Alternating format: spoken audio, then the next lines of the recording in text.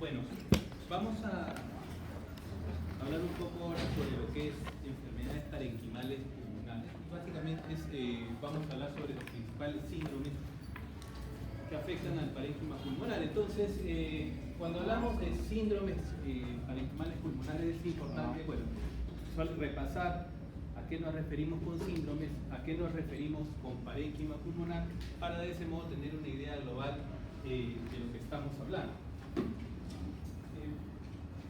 Y una primera cosa que ya hemos aprendido en el primer capítulo de semiología general es que un síndrome es un conjunto de síntomas y signos que obedece a una fisiopatología común y que permite restringir el diagnóstico a determinadas etiologías. Esto es importante porque nosotros empezamos a buscarle síndrome a todo. Entonces ustedes habrán visto que hay gente que le gusta poner síndrome de malestar general, síndrome hiporéxico, síndrome tumoral, síndrome... Entonces, los síndromes no son cualquier cosa que nos inventemos y que tratemos de poner en la historia para poner algo, ¿no? Existe un número limitado de síndromes. No todos los pacientes tienen síndromes. Síndromes son síndromes definidos. Cuando encontramos el síndrome nos ayuda. Si no existe el síndrome, no nos lo inventemos, ¿no? Y esa es una primera cosa que es importante tener en claro, sobre todo en neumología, porque vamos a hablar y vamos a enfocar varios síndromes desde el punto de vista neumológico, pero muchos pacientes vienen con enfermedades cuyos síntomas no corresponden a un síndrome. Y tenemos también que poder enfocarlos de ese modo. Entonces, ya una vez que hemos recordado a qué nos referimos con síndrome, ahora, dado que vamos a hablar de síndromes parenquimales, tenemos que identificar a qué nos referimos cuando hablamos con parénquima pulmonar. Y entonces, desde el punto de vista anátomo-funcional, nosotros podemos tener en lo que es el pulmón, podemos tener un área que es puramente conductiva, que básicamente va a incluir tráquea, bronquios, grandes vasos. Y tenemos un área que tiene que ver ya con lo que es el intercambio respiratorio, que involucra una zona que tiene un componente mixto, conductivo y de intercambio respiratorio, y la zona propiamente respiratoria que se dedica puramente al proceso de hematosis, ¿no? Entonces, todo lo que tiene que ver con el intercambio gaseoso, o sea, todas las estructuras en las que está involucrado el intercambio gaseoso, incluyendo la persona que tiene un componente mixto conductivo y de hematosis, y la zona que tiene contacto, solamente con alveolos, y participa exclusivamente en el proceso de hematosis, es de lo que llamamos el parénquima pulmonar. Y como ustedes se darán cuenta, el parénquima, ¿no?, alveolar, o el parénquima pulmonar es una estructura, que ocupa la mayor parte del pulmón, y desde el punto de vista ya estructural, contiene principalmente, y estamos ya hablando a nivel de lo que es la microestructura, células. Los sacos alveolares básicamente están constituidos por células que tienen una función, en principio, o se creía que era puramente de revestimiento, que son los neumocitos tipo 1, o células epiteliales alveolares tipo 1, y células alveolares que están encargadas más que nada de la producción de surfactante. Sin embargo, ahora se sabe que las células alveolares de tipo 1, es decir, estas células que se creía que eran solo de revestimiento, también tienen una función importante en la presentación de antígenos y en lo que son los mecanismos de inmunidad innata. Ahora, esto es el alveolo, pero esto está recubierto de un soporte de tejido conectivo, que eso es esencialmente lo que es el intersticio alveolar. Entonces, el alveolo, células epiteliales 1 y 2, tienen una malla de soporte que está dada por el intersticio. Y también dentro de lo que son las células inmunes, esencialmente la célula más importante, o denominada también los griegos le llaman célula de patrullaje o célula centinela. O sea, básicamente el macrófago alveolar es el que se dedica a identificar a los patógenos que van llegando a la vía respiratoria. Entonces, es la célula que por excelencia se dedica al monitoreo, al patrullaje, si se quiere, a nivel del espacio alveolar, en búsqueda de noxas o bacterias. Y a lo largo de esta exposición, pues lo vamos a básicamente representar al a lo que es la unidad del alveolo capilar, o lo que es el parénquima pulmonar, como la suma de alveolos, ¿no?, que están comunicados entre sí, sacos alveolares, que a su vez tienen comunicaciones entre los sacos alveolares y con un soporte de células de tejido conjuntivo. Y todo esto pues drena a una vía a los bronquiolos más pequeños. Esto es, digamos, lo que esquemáticamente, cuando nosotros pensemos en lo que es el parénquima pulmonar, esto es el parénquima pulmonar. Y hay, como ustedes verán, nosotros podemos tener varias enfermedades que pueden afectar a esto, incluyendo enfermedades que afecten a nivel de alveolos o sacos alveolares, enfermedades que afecten esta zona intersticial o enfermedades que puedan comprometer la parte de desembocadura.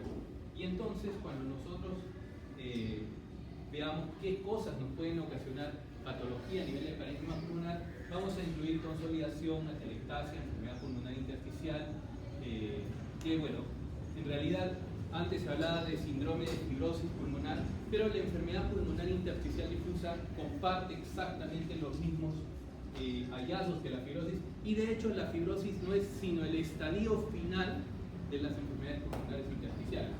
Sin embargo, este tema no lo vamos a desarrollar hoy día, porque a pesar de que la enfermedad pulmonar intersticial afecta al parénquima pulmonar,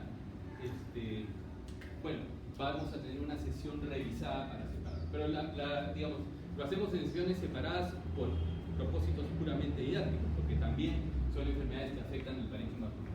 Y vamos a hacer una breve mención del síndrome cavitario, que antes se hablaba bastante, pero que bueno, cada vez tiene menos, digamos, la variabilidad en su presentación clínica es tal que probablemente ya no exista el síndrome cavitario como tal, pese a la controversia que puede suscitarse, y que de todas maneras en el examen va a venir una pregunta de síndrome cavitario, así que de todas maneras tenemos que tocar.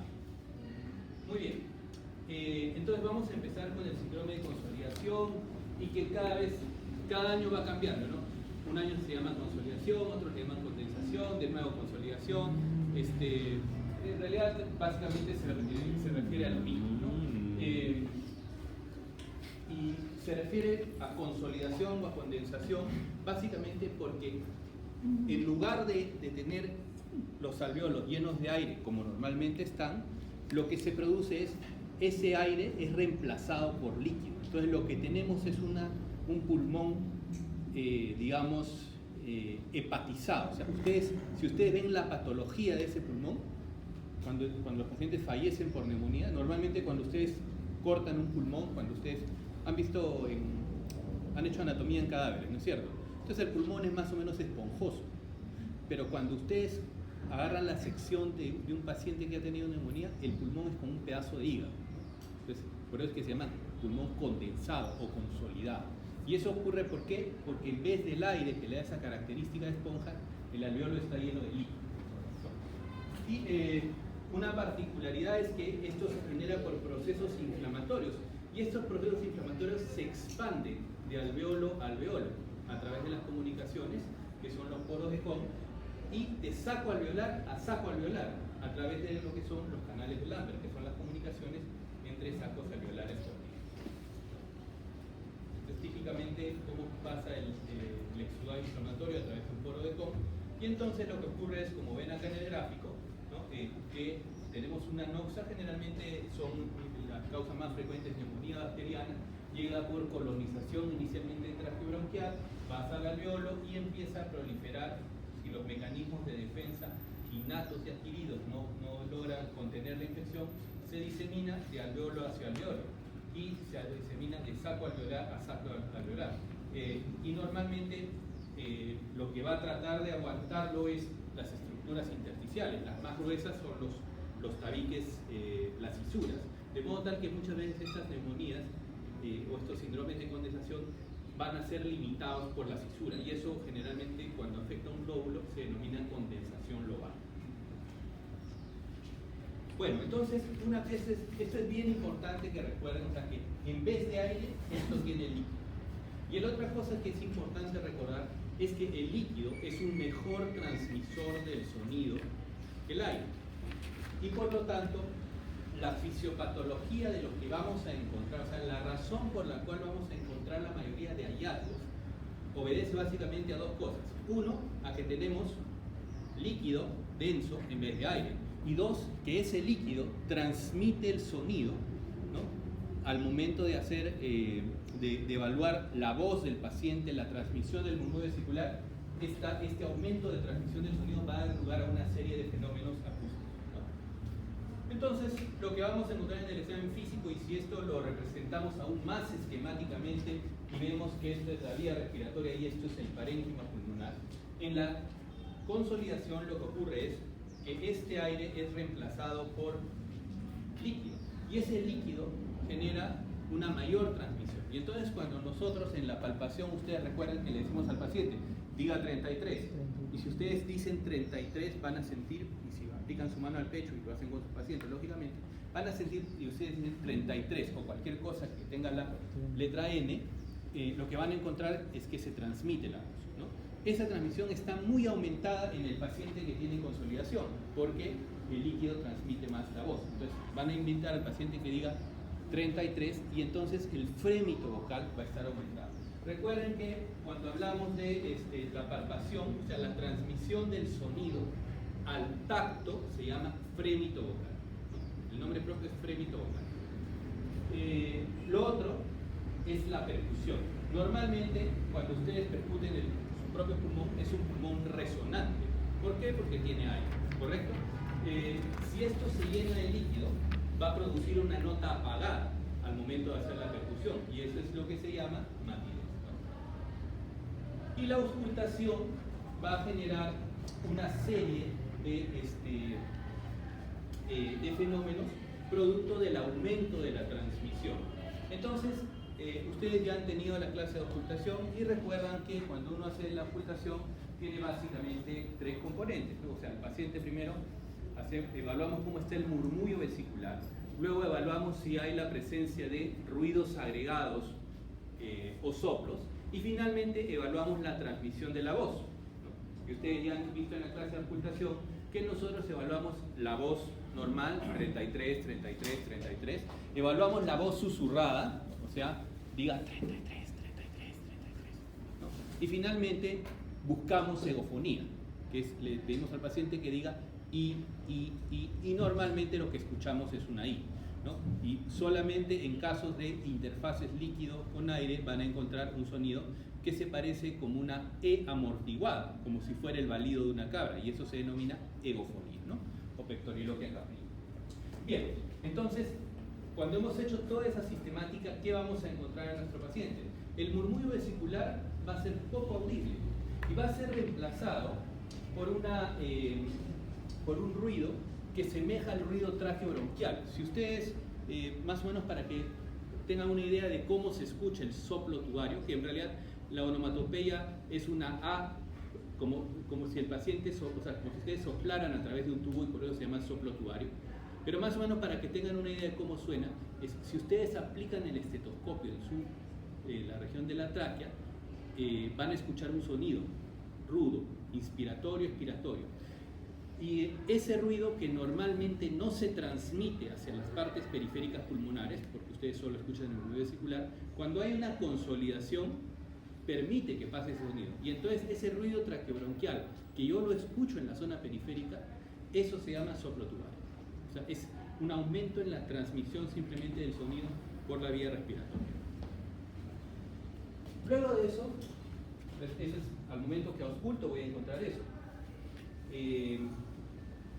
Como ruidos agregados voy a encontrar crepitantes, ¿no? Que son sonidos que se producen por la movilización de secreciones en vías aéreas bastante pequeñas, y que típicamente se producen cuando se expanden el pulmón, entonces se genera esta movilización de secreciones. Entonces lo que yo voy a encontrar son estos ruidos más o menos homogéneos que ocurren al final de la inspiración. Recuerden, los crepitantes son sonidos homogéneos hacia el final de la inspiración y se diferencian de los subcrepitantes, eso también lo han visto en la clase de auscultación, en que los subcrepitantes son en los dos tiempos y cambian con la tos, ¿no? Muy bien. Cuando hacen la vibración y cuando le piden al paciente que diga 33, lo que van a notar, pueden notar dos cosas, ¿no? O que aumenta la transmisión, y cuando aumenta la transmisión, eso se llama broncofonía, pero cuando no solamente aumenta la transmisión de la voz, sino que además ustedes notan nítidamente lo que dice el paciente, eso se llama pectoriloquia. Broncofonía y pectoriloquia tienen el mismo significado semiológico. Así que cualquiera de las dos nos indica eso. Y de hecho, el mismo significado, a veces tenemos dudas si hay o no hay broncofonía o pectoriloquia.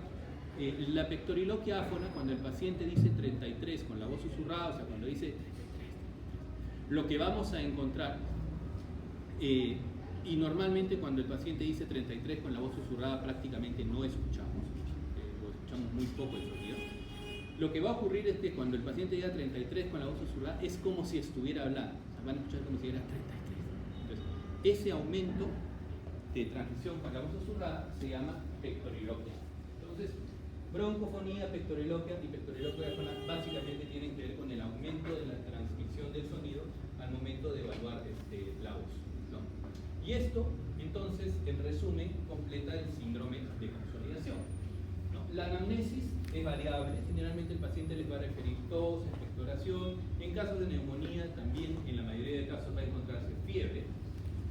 La inspección también nuevamente es variable porque depende de la extensión, o sea, si ocupa solamente, por ejemplo, un tercio del pulmón derecho, probablemente no tenga mayor repercusión, pero cuando son condensaciones extensas va a dificultar salud, la mecánica respiratoria. Y al dificultar la mecánica respiratoria, la persona va a tener que usar músculos accesorios, ya sean intercostales, escalenos, músculos abdominales, y van a aparecer las retracciones. Acuérdense que cuando ustedes vean retracciones, eso generalmente nos implica que el paciente tiene algún grado de dificultad respiratoria, casi siempre algún grado de insuficiencia respiratoria, porque implica que el diafragma ya no es suficiente para el intercambio respiratorio, sino que se tienen que utilizar músculos accesorios. A la palpación vamos a encontrar sí, el frémito vocal aumentado, malpidez en la percusión, y a la ocultación vamos a encontrar estertores crepitantes, soplo tubario, broncofonía, pectoriloquia y pectoriloquia. Y ustedes, como ven, siempre hay datos clave en cada uno de los síndromes. Y en general, en consolidación, hay varias patologías que me van a producir, por ejemplo, retracciones, varias patologías que me van a producir matidez, ¿no? Pero un dato clave para el diagnóstico de consolidación es el aumento de la transmisión del sonido. Casi ninguna otra patología, por ejemplo, un derrame pleural, una hemotórax, una telectasia, en las enfermedades terciarias, en general lo que hacen es apagar los sonidos pulmonares. La única condición que aumenta los sonidos pulmonares y que por lo tanto va a dar lugar a todos estos fenómenos es el síndrome de consolidación. Entonces, un aspecto clave, no siempre lo vamos a encontrar, pero si encontramos un aumento de la transmisión vocal, si encontramos broncofonía, pectoriloquia áfona, inclinémonos fuertemente a considerar que la posibilidad es un síndrome de consolidación. Muy bien, entonces, ¿cuál es la etiología? Es diversa. Generalmente nos interesa, dentro de las causas bacterianas, ¿no? La neumonía por gérmenes típicos, por gérmenes atípicos. Acá hay una cosa importante también, porque a lo largo de nuestra carrera, a mí me enseñaron, por ejemplo, que existía la neumonía típica y la neumonía atípica, ¿no? Y eso ya se sabe que no existe, ¿no? Que era una farsa. Si no existe la neumonía por gérmenes típicos y la neumonía por gérmenes atípicos, porque la neumonía por gérmenes típicos puede tener comportamiento clínico atípico y la neumonía por gérmenes atípicos puede presentarse como una neumonía típica. Entonces, la distinción clínica es inútil, no existe. Lo que existe ahora es la neumonía por gérmenes típicos y por gérmenes atípicos. Y dos datos interesantes que nosotros los vemos y que probablemente no lo van a encontrar mucho en los libros ni en reportes del extranjero porque no lo ven, son las neumonías tuberculosas y metatuberculosas. La neumonía tuberculosa es la neumonía del lóbulo inferior que se produce en respuesta a la primoinfección bacteriana. O sea, cuando uno se infecta recién con tuberculosis, hace un proceso inflamatorio a nivel del parénquima con lesión de ganglio, ¿no? En lo que se llama el foco de Von, y eso puede traducirse clínicamente como una neumonía del lóbulo inferior. Y eso es una neumonía tuberculosa. Y existe otra condición que nosotros la vemos con relativa frecuencia, que es la neumonía metatuberculosa, que es un paciente que viene por un cuadro, o sea, la neumonía metatuberculosa es en un pulmón dañado y debilitado por la tuberculosis, se instala un proceso bacteriano. Y eso es lo que se llama una neumonía metatuberculosa. Y viene el paciente con datos más o menos, es el típico paciente que tiene con fiebre, viene con un mes de evolución, fiebre, todo sintomático respiratorio, baja de peso, no, es una TB, pero le toman la radiografía y ven un infiltrado que parece más neumónico, le dan tratamiento antibiótico, mejora significativamente, se va de alta y después de algún tiempo llega el resultado del esputo BK3+. Entonces, la neumonía metatuberculosa es una neumonía bacteriana instalada sobre un foco tuberculoso. Y van a ver que no existe casi en la literatura, pero nosotros cada cierto tiempo la vemos, ¿no? Neumonías micóticas, parasitarias son más raras, y tenemos que diferenciar a las neumonías de las neumonitis. ¿Cuál es la diferencia conceptual entre neumonía y neumonitis? Clínicamente es muy difícil, pero la diferencia conceptual es que la neumonía es un proceso infeccioso, mientras que la neumonitis es un proceso inflamatorio no infeccioso. Típicamente, por ejemplo, ocurre en colectivopatías, por ejemplo, la neumonitis lúpica. El paciente con lupus a veces hace un fenómeno de neumonitis que es indistinguible de una neumonía, ¿no? O lo que vemos también con alguna frecuencia, y van a ver ustedes en la emergencia, y a veces no se nos ocurre, es el síndrome de Mendelssohn, ¿no? El síndrome de Mendelssohn es la neumonitis química por ácido clorhídrico. Es decir, el paciente generalmente son borrachos o gente que pierde la conciencia y vomita y se aspira. Y el ácido gástrico que llega al pulmón, ¿no?, al momento de la aspiración va a generar un proceso inflamatorio, y ese proceso inflamatorio se llama neumonitis química por ácido clorhídrico, o denominado también síndrome de Mendelssohn, ¿no? Y es una causa también importante, y esto es interesante porque en estos pacientes de repente, por ejemplo, puede ser que la terapia antibiótica sea bastante más corta. Por ejemplo, un paciente que viene a la emergencia y acaba de tener una ingesta alcohólica copiosa, vomitó, se aspiró y llegó a la emergencia, le encuentran el pulmón con infiltrados alveolares bilaterales. Ese paciente probablemente no tenga neumonía aspirativa, sino lo que tenga sea síndrome de Mendelssohn. Entonces, si bien es cierto que darle cobertura antibiótica contra gram positivos y anaerobios, probablemente también ese paciente se beneficie de uso de corticoides. Los infartos pulmonares, ese es otro dato importante también. Vienen pacientes muchas veces que están hospitalizados y de repente hacen disnea. Y le tomamos la placa y encontramos un infiltrado alveolar. Hizo neumonía intrahospitalaria. Pero acordémonos de tromboembolismo con infarto pulmonar. Si el embolismo pulmonar llega, bloquea una arteria más o menos grande pulmonar, eso va a infartar el tejido pulmonar. Y eso puede presentarse con disnea, dolor torácico, tos y fiebre, indistinguible de una neumonía intrahospitalaria. Así que tengamos en consideración esta posibilidad, particularmente en pacientes postrados por alguna razón, ¿no?, que es o pacientes con cáncer. Los dos pacientes que nos hacen embolismo pulmonar casi siempre son pacientes postrados por alguna razón y pacientes que tienen cáncer de alguna etiología. Y el absceso pulmonar también en sus primeros estadios puede comportarse, y de hecho el absceso pulmonar normalmente es un proceso evolutivo, o sea, primero, antes de que sea absceso pulmonar, primero es una neumonía generalmente por anaerobios, y esa neumonía después se cavita, y esa cavidad se llena de líquido purulento, y eso se vuelve el absceso. Pero en este continuum, ¿no?, en un primer momento el síndrome asociado es un síndrome de consolidación. Muy bien, entonces esto es los diagnósticos diferenciales, y si lo tuviéramos que restringir aún más todavía, y si quieren llevarse un mensaje, largamente, cuando una persona viene con un cuadro de consolidación, si este cuadro es hiperagudo o agudo, este paciente tiene una neumonía casi siempre. Y si este cuadro es crónico, casi siempre es cáncer. Y hay, claro, algunas, ya hemos discutido un poquito cuáles pueden ser los diagnósticos diferenciales, pero neumonía y cáncer son a la cabeza, digamos, las dos etiologías en patología aguda y crónica más importantes que vemos.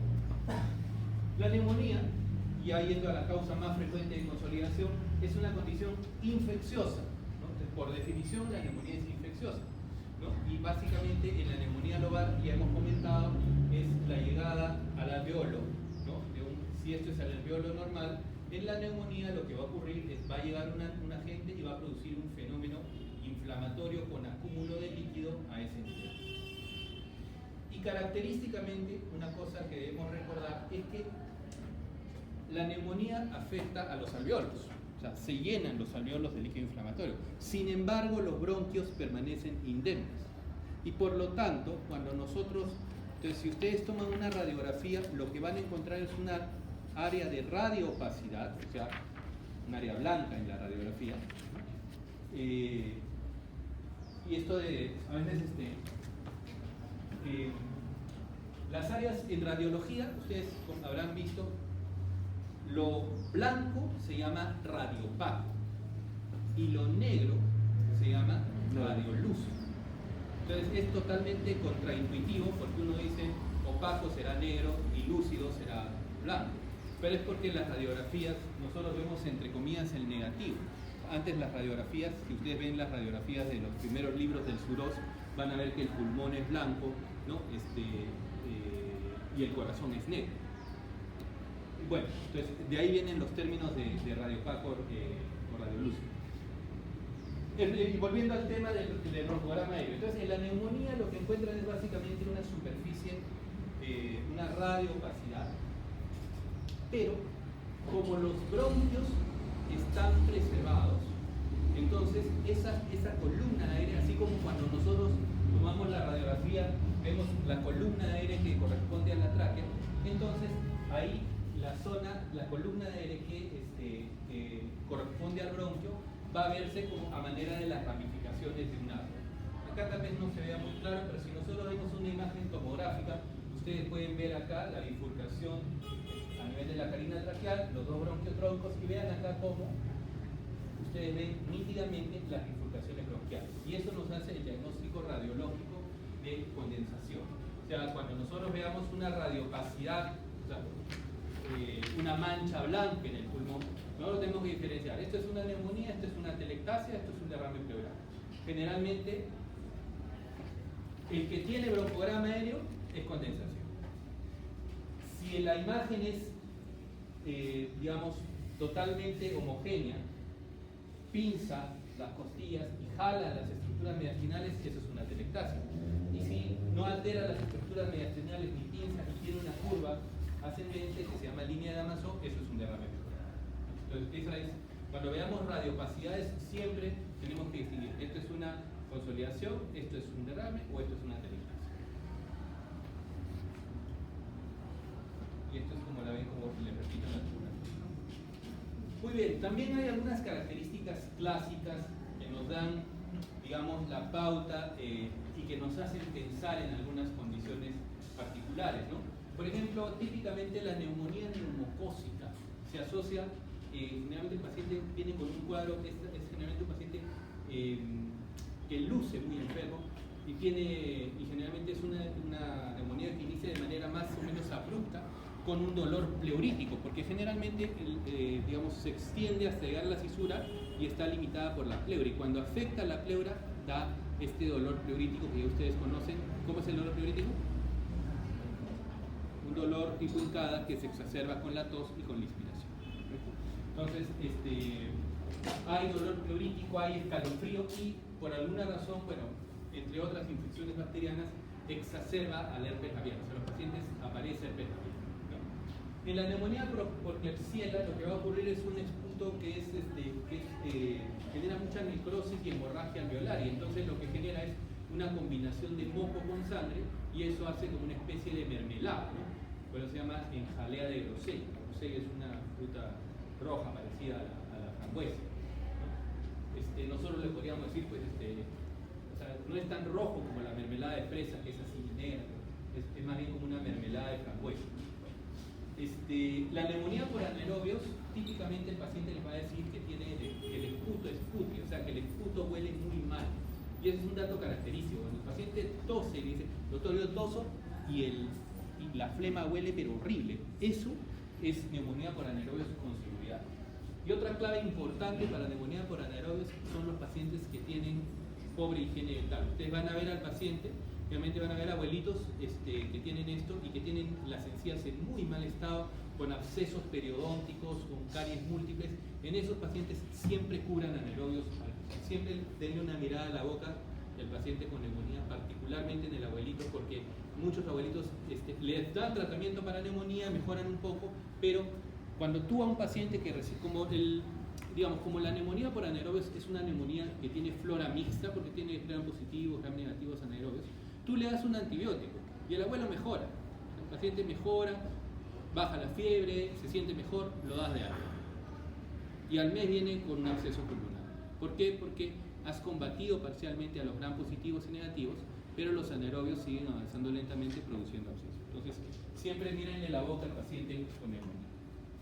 Y en la neumonía estafilocócica generalmente son hallazgos parcheados porque su diseminación es hematógena y muchas veces no nos da un síndrome de consolidación muy claro. Sin embargo, a pesar de que hay aspectos típicos, esto no es lo que tiene la mayoría de pacientes.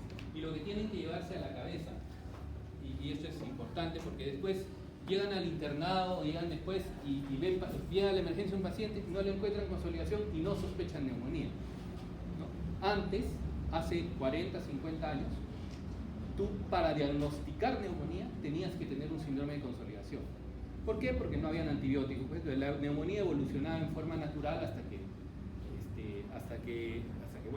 hacían los procesos de hepatización roja, gris. Nosotros antes teníamos que aprender eso, ¿no? El proceso de hepatización roja, el proceso de hepatización gris, el proceso de resolución. Ya no vemos eso. O sea, ya no dejamos que se hepatice un pulmón, pues, ¿no? Ahora le damos antibióticos a la neumonía y cortamos el proceso al inicio del proceso de hepatización. Entonces, y sobre todo porque ahora los pacientes se presentan mucho más tempranamente, ¿no? Antes venía la gente, tenía fiebre, tos, expectoración turbulenta, 5 o 7 días y venía. Ahora la gente viene con alguien, o va a la farmacia o va con ustedes, pero va con alguien y va tempranamente. Entonces, actualmente ha habido un cambio epidemiológico y la mayoría de pacientes con neumonía no tienen síndrome de consolidación.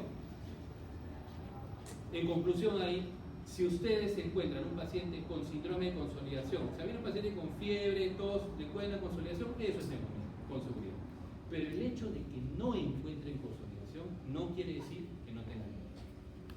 O sea, no es un argumento fuerte en contra. Y de hecho, estos son estudios ya clásicos, en donde ustedes van a ver que, por ejemplo, cuál es la sensibilidad y especificidad de diferentes marcadores para neumonía.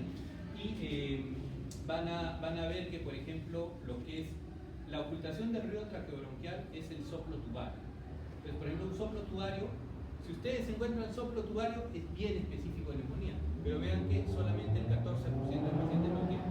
Es decir, ustedes encuentran un soplo tubario, es muy específico. Si encuentran, es neumonía. Pero si no lo encuentran, no quiere decir mucho, porque muy pocos pacientes lo tienen.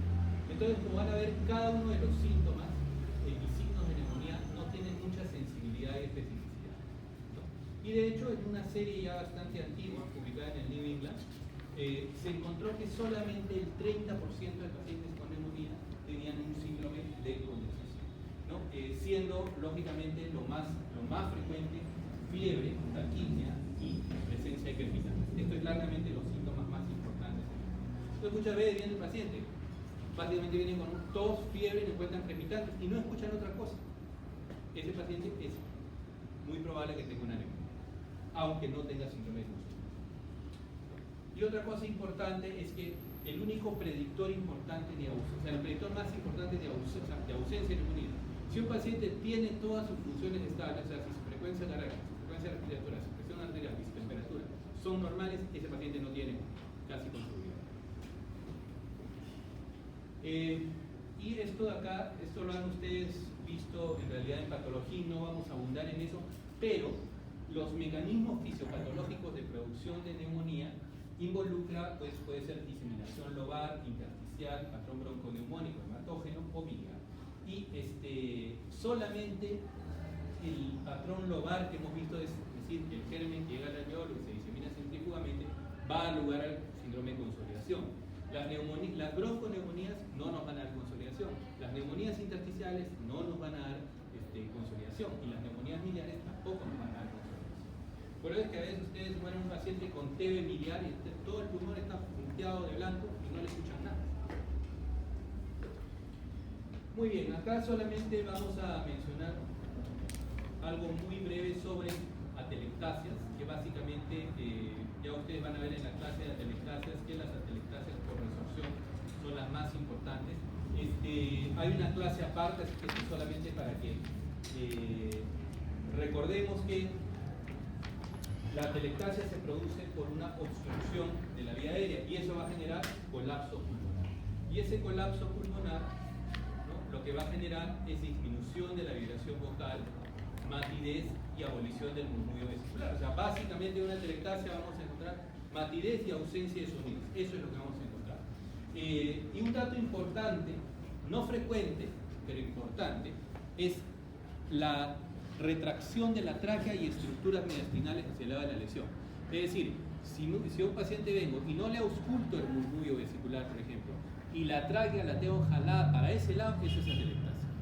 Si yo no escucho y más bien la tráquea está al otro lado, eso solamente puede ser neumotórax o derrame pleural. Entonces, cuando vean desviación de la tráquea, tómenle interés. No es frecuente, pero si ustedes encuentran desviación de la tráquea, si está retraída hacia el lado de la lesión, eso casi con seguridad es atelectasia. Y vamos a encontrar la palpación, disminución del murmullo vesicular, desplazamiento de la matidez cardíaca y murmullo vesicular abolido. Una cosa también importante es que si la consolidación se asocia a la obstrucción bronquial, porque a veces pasa, un fenómeno inflamatorio puede generar una gran cantidad de secreciones y obstruir un bronquio principal, pueden superponerse los hallazgos de consolidación y atelectasia. Y cuando ustedes vean atelectasia junto con consolidación, con derrame, siempre piensen en neoplasia y tuberculosis como diagnósticos diferenciales importantes.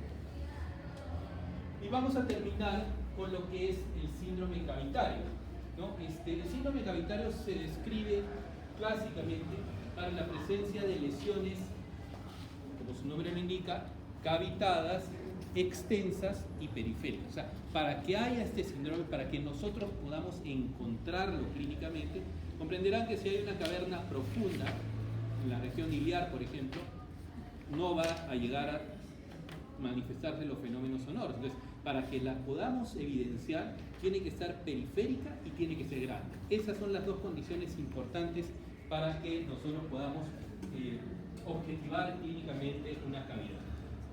Y los hallazgos van a depender, como les digo, de la extensión y de la superficie. Básicamente, en el síndrome cavitario, lo que vamos a encontrar es hallazgos que corresponden a una zona aérea, que es la zona de cavitación, pero que generalmente está rodeada de una zona inflamatoria.